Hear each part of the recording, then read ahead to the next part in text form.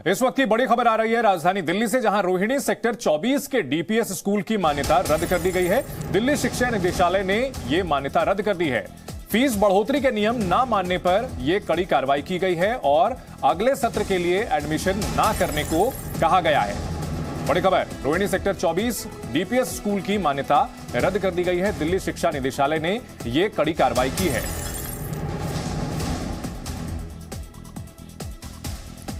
संवाददाता तरुण कालरा इस बड़ी खबर पर हमारे साथ जुड़ गए हैं। तरुण, सबसे पहले इतनी बड़ी कार्रवाई शिक्षा निदेशालय की ओर से क्यों की गई है और इसका असर क्या होगा? देखिए, नॉर्थ वेस्ट दिल्ली जोन का एक बड़ा नामी स्कूल है जहां पर कार्रवाई की गई है। कुछ अभिभावकों ने सरकार से शिकायत की थी कि मनमाने तरीके से स्कूल का जो एडमिनिस्ट्रेशन है उन्होंने फीस के अंदर बढ़ोतरी कर दी है, और अभिभावकों की शिकायत के आधार पर दिल्ली सरकार के शिक्षा निदेशालय ने प्रशासन को नोटिस भेजा था। लेकिन नोटिस का जो जवाब आया है वो तर्कपूर्ण नहीं आया है, और प्रशासन को दिल्ली सरकार को लगा कि इस स्कूल के ऊपर नियम कानूनों की अवहेलना के मद्देनजर कार्रवाई बनती है। आखिरी मौका भी दिया गया था, लेकिन फिर भी तसल्ली बख्श जवाब न मिलने के कारण इस स्कूल की मान्यता रद्द कर दी गई है। अब अगले सेशन के लिए ये एडमिशन नहीं ले पाएंगे क्योंकि नर्सरी एडमिशन की भागदौड़ शुरू हो चुकी है। लिहाजा ऐसे अभिभावकों के लिए खबर अहम है जो इस स्कूल के अंदर अपने नौनिहालों का एडमिशन कराने जा रहे हैं। तरुण, यहाँ सवाल ये उठता है कि जो एग्जिस्टिंग वहां स्टूडेंट्स हैं उनका क्या होगा? दूसरा सवाल ये है कि क्या स्कूल को कोई और मोहलत दी जाएगी कि कुछ और प्रक्रिया का वो पालन करे, तो ये जो कार्रवाई है इसको रिवोक किया जा सकता है?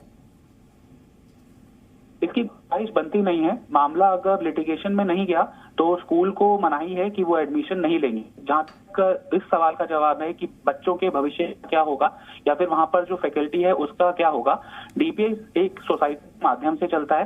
सरकार ने ये हिदायत दी है एडमिनिस्ट्रेशन को कि बच्चों को दिक्कत ना हो, इसलिए डीपीएस की जो दूसरी अदर ब्रांच आसपास के इलाके के अंदर फंक्शनल है, बच्चों को वहां पर ट्रांसफर किया जाएगा और फैकल्टी को भी ट्रांसफर किया जाएगा। जी तरुण, इस मामले में स्कूल की ओर से कोई सफाई दी गई है? देखिए, स्कूल की तरफ से अभी तक कोई प्रतिक्रिया सामने नहीं आई है, चूंकि लगता है कि कानूनी बेंच के अंदर सरकार का फैसला फंस सकता है, और ऐसा पहली बार नहीं है जब दिल्ली सरकार ने इस तरह से कड़ा रुख अख्तियार किया है। कई प्राइवेट स्कूलों के ऊपर गाज गिर चुकी है, लेकिन फिर मामला कोर्ट में चला गया था। इस मामले में भी कोर्ट के अंदर ही मामला चला जाएगा, इस बात की आशंका ज्यादा है। जी तरुण, अगर बात की जाए स्कूल की, डीपीएस स्कूल बड़े स्कूल होते हैं और हजारों बच्चे वहां पढ़ते हैं, इतने सारे बच्चों को दूसरे स्कूलों में एडजस्ट कर पाना वहां के फैकल्टी को, क्या ये प्रैक्टिकल लगता है? जैसा कि आपने बताया कि मामला अमूमन जो है ये कानूनी दांव पेचों में फंस जाता है, तो ऐसे में इतने बड़े पैमाने पर छात्रों को एडजस्ट करना संभव लगता है क्या? देखिए, आपने सही इशारा किया है। चूंकि इतने बड़े पैमाने के ऊपर बच्चों की भी संख्या होगी और सिर्फ एक ही जो फंक्शनल ब्रांच है वहां पे सभी के सभी बच्चों को एकोमोडेट नहीं किया जा सकता होगा, फैकल्टी को भी नहीं एकोमोडेट किया जा सकता होगा। ये एक बड़ा ग्राउंड बनता है लिटिगेशन के अंदर स्कूल के फेवर में जो मामला जा सकता है।